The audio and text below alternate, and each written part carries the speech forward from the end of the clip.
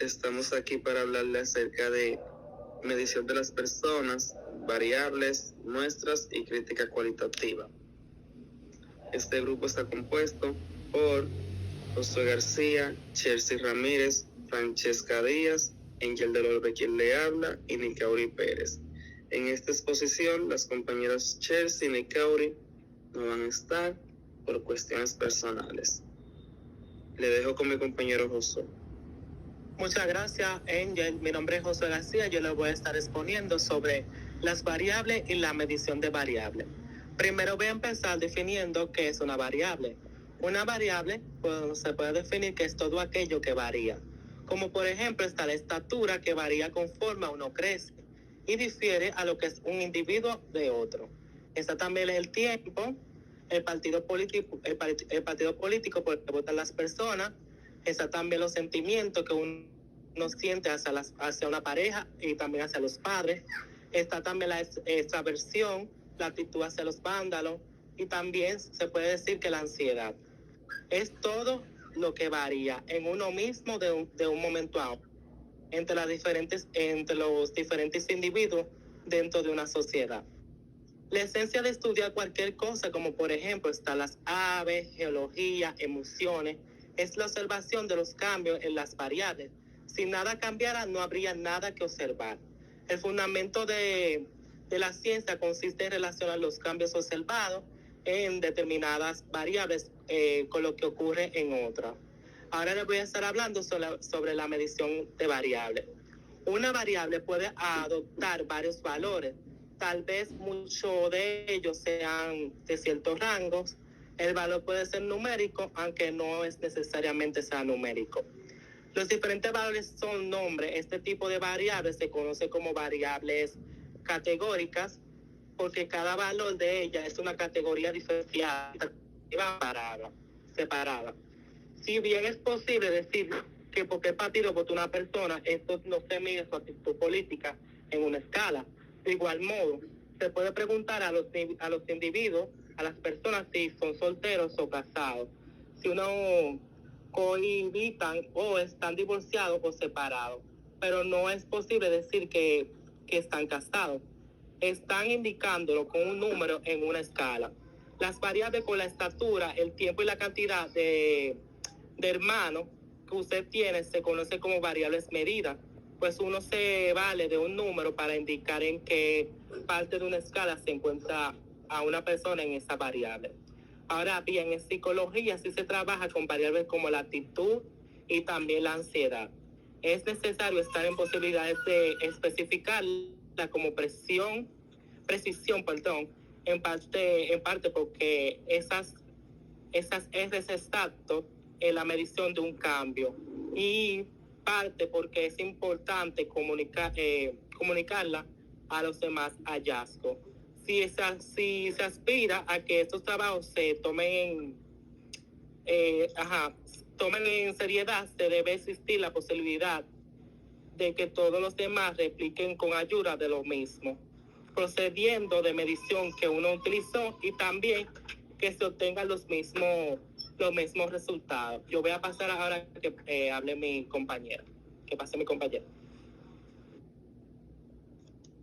Saludos, mi nombre es Francesca Díaz, el cual yo les estaré hablando sobre lo que es las definiciones operacionales de los constructos psicológicos, confiabilidad y validez. Una definición operacional de un constructo se refiere a las operaciones mediante las cuales un investigador determina la presencia o ausencia. Esto significa la magnitud de un fenómeno. Estas operaciones son mediciones, registros de numéricos. El constructo psicológico, también constructo hipotético o construcción psicológica, es una herramienta localizada para facilitar la comprensión del comportamiento humano. Por otra parte, las ciencias del comportamiento utilizan construcciones como la conciencia, la inteligencia, la autoestima y la cultura de grupo. Un constructo psicológico es una causa hipotética de un determinado comportamiento. Un constructo deriva de su nombre, del hecho que es una construcción mental derivado de un proceso científico. Por otra parte, tenemos lo que es la confiabilidad. Esta se refiere al grado de comprensión o exactitud de la medida de un sentido al que apreciamos o repetidamente un instrumento. De igual forma, tenemos un sujeto o un objeto que produce iguales resultados.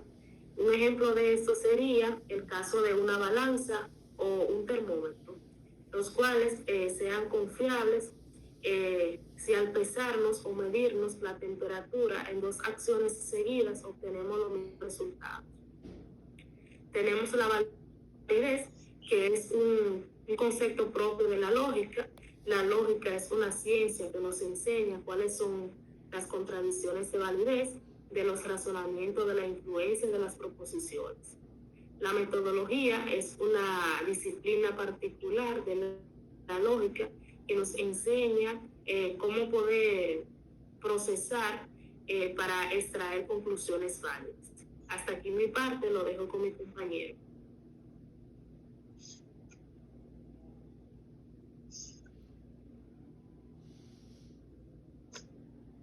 Buenas noches, soy Ingil del Orbe.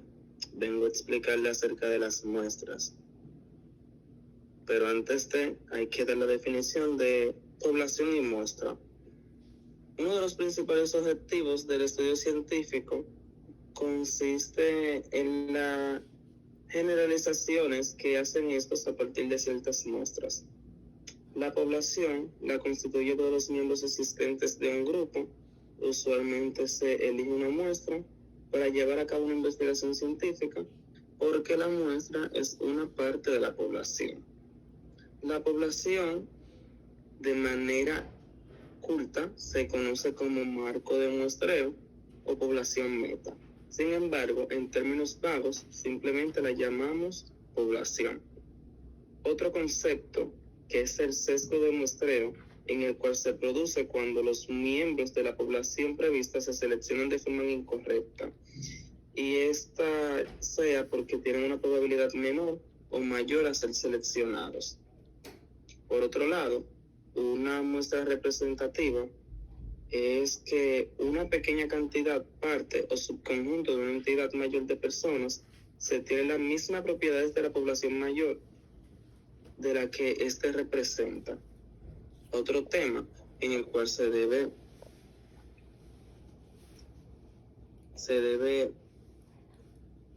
explicar es acerca de los muestreos habilísticos.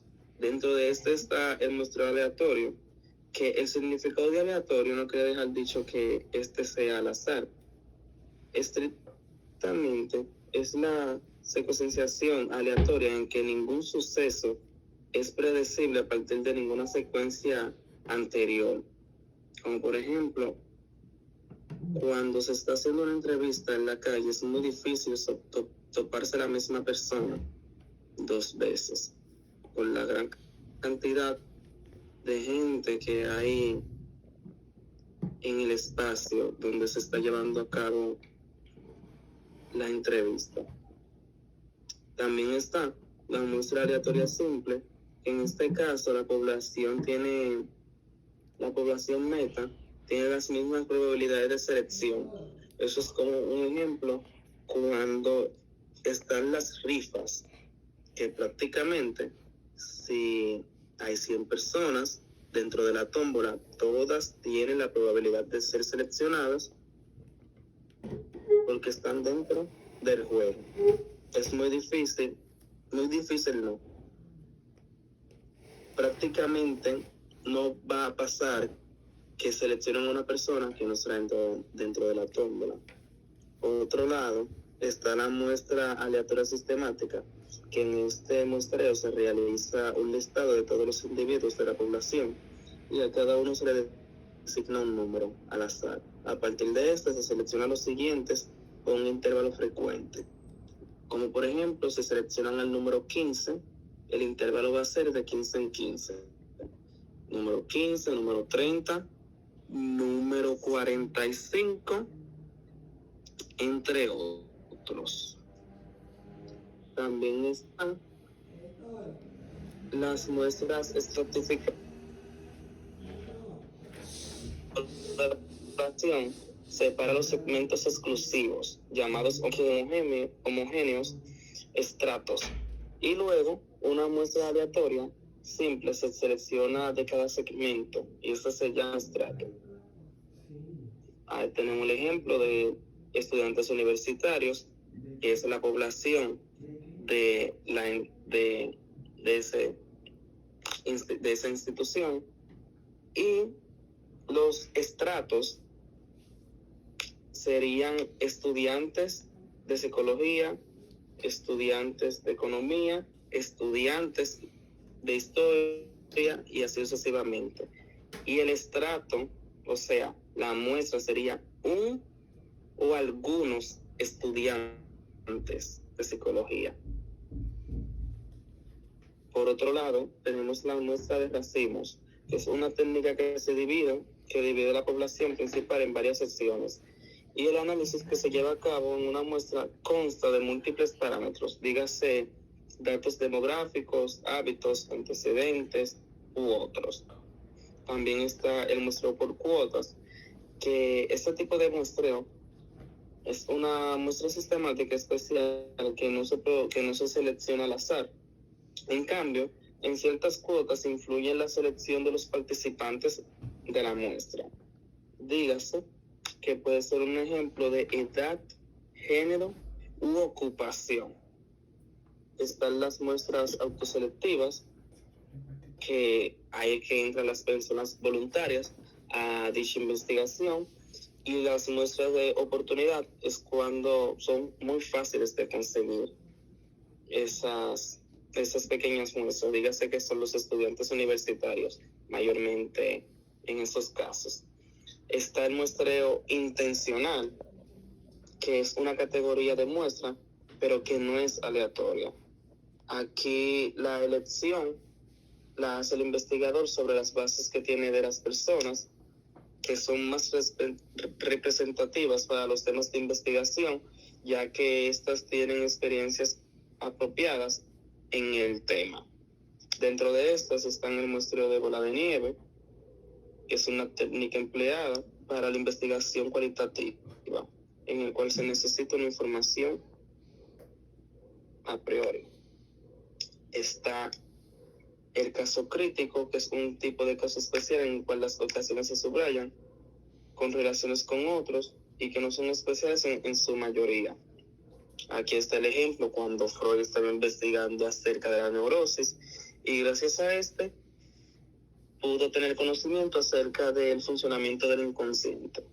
Y por último y no menos importante están los grupos focales o paneles, que es una técnica de investigación que se utiliza para recopilar datos a través de una investigación grupal. La dejo con mi compañera, que va a estar explicándole acerca de la introducción al debate cuantitativo-cualitativo. Muchísimas gracias.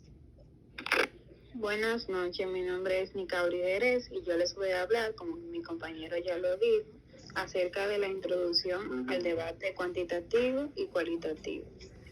La investigación cualitativa y cuantitativa persigue un mismo objetivo, que es encontrar patrones en los datos que se recopilan para establecer una relación entre los elementos. Ambas metodologías son fundamentales para respaldar las teorías ya existentes y desarrollar otras nuevas. Sin duda, aprender a aplicarlas y a entenderlas son de uso, su uso nos da facilidad, por tanto, comprendemos mejor lo que ocurre, como tomar decisiones fundamentales. De ahí la importancia de las disposiciones y habilidades, las competencias necesarias para obtener en las prácticas este tipo de técnicas de investigación. Las investigaciones cualitativas nos hablan de cualidades y las cuantitativas, como su nombre lo dice, nos hablan de cantidades. Muchas gracias. Ahora ya pudieron resolver sus casos personales, para que le explique acerca de los constructos psicológicos y la organización de estos constructos.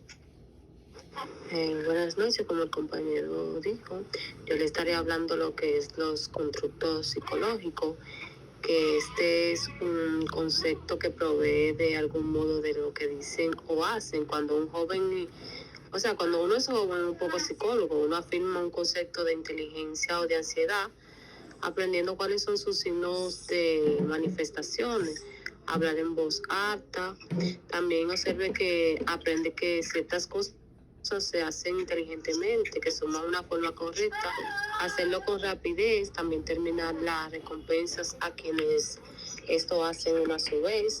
A partir de ahí, tiene como inteligencia, donde se halla una sustantivo de aquello que es fácil de pensar. En inteligencia determinamos una cualidad material, existe una forma independiente, pues esto es lo que dice el filósofo griego, que este tipo de problema es plantearse preguntas como que es la política en el problema de porque es en español, al menos es posible hacer preguntas. También están hablando de lo que es la organización de los constructos, que es un constructo psicológico que puede relacionarse con lo que es a otros, como es que es un marco explicativo a partir del cual los posibles receptores de comprobación, otras también serán como hacia los miembros de los grupos éticos, aunque no es posible que tengan directamente la autenticidad de recurrir a estos.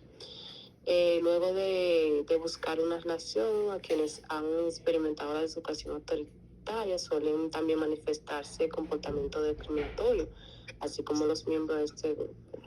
Hasta aquí mi exposición y también creo que la de los compañeros. Gracias.